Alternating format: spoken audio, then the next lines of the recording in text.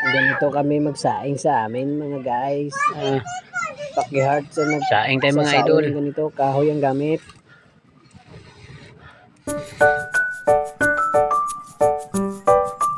Shout out sa gumagamit pa nito ngayon idol.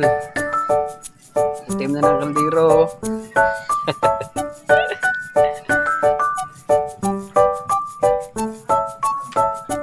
Paki-comment naman. Gumagamit pa ng kahoy ngayon.